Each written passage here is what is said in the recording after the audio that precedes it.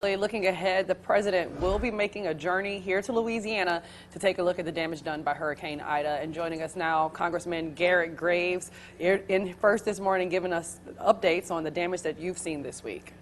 Garret, thanks for joining us again. You know it's going to be a long recovery process. You're going to see the president. What's going to be your main message to him? Well, the main message is really trying to convey to them how bad it is. I think a lot of the focus has been perhaps on New Orleans, which certainly lost power, but didn't have the catastrophic destruction of wind damage and flooding that other areas did. So really trying to convey to him how bad it is. The fact that essential services like cell phones, water, wastewater, and electricity is out across many of these areas. And as we've discussed in the past, I'm really concerned this is going to continue to unfold.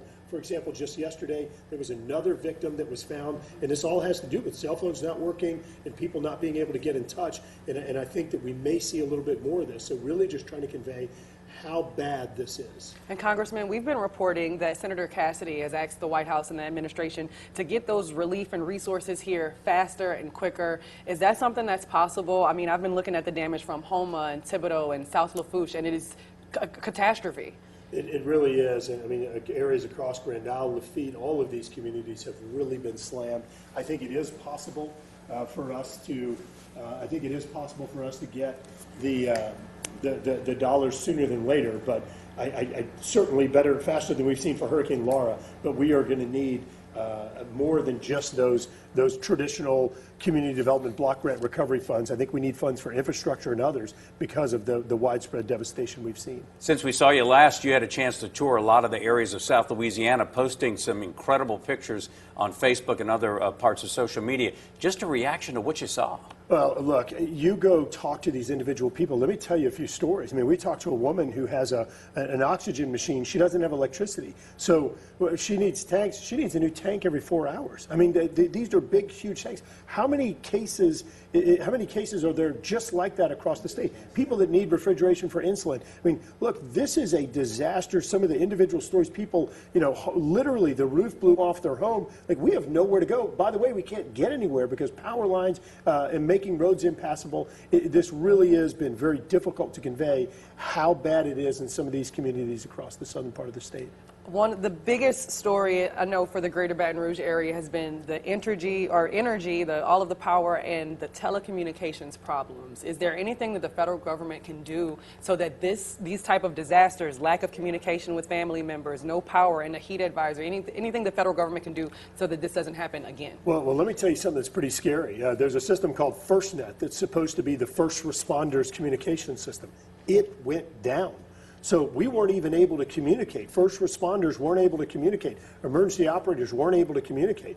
And so immediately folks came in, and we've seen AT&T, Verizon, and others that have come in and put in temporary fixes. But certainly one of the most powerful lessons learned here is the importance of resilient infrastructure, telecommunications, electricity, looking at where you do the wooden poles versus the steel ones, where you bury some of the electrical cables, things like that. But even things like our roads and our bridges in some cases, it's unacceptable to take 8 hours or whatever it is to get from Baton Rouge across to Houston. We've got to be able to have faster evacuation routes as well. So all those things need to be considered. What's your main message to folks out there that may have damage to their home, that may have lost things, and they want to get ahead of the game in getting some federal disaster aid? What can they do right now? Well, right now you can go to disasterassistance.gov. You can sign up there. If you have homeowners insurance, which I'm sure most people do, you do need to get a denial from them first. I know that's an unfortunate step, but move as quickly as you can. Disasterassistance.gov. Go sign up there for immediate FEMA assistance. We're working on those grant recovery dollars, and we'll be pushing those as quickly as possible. But look, shelters are set up. You have different pod sites set up, as I know y'all have been communicating to the public about where you can get things like tarps and water and things along those lines. So those resources are coming. We're continuing to ramp up with volunteers and others in the meantime. But I assure you, we are going to not stop until federal recovery dollars are made available. And of course, we've been reporting that President Joe Biden will be here tomorrow to get a survey of the damage. What are you going to convey to him about what you've seen from the damage from Hurricane Ida? Well, on the national news today, all you've seen is what happened in New York and New Jersey. And, welcome to a hurricane, folks. Add 150-mile-per-hour winds to it, and that's what we just went through. So I want to make sure that there's not a distraction. I want to help New York, New Jersey, and other areas that have experienced damages, but we can't allow that to take all the oxygen out of the room. So really just conveying to them that one, we need the recovery dollars. Two, the traditional programs don't work. We're still trying to allocate over half the money from the 2016 flood. These programs aren't efficient enough to respond to the urgency of the needs. And then the other part is just those infrastructure investments. We can't keep building things back the way they were done before. We've got to learn from the successes and failures of storms like this one. We talked about it the other day, about the traffic coming through here and the need for a loop and a new bridge and all that kind of thing. When you see the traffic today, you can see a lot of those evacuees are coming back.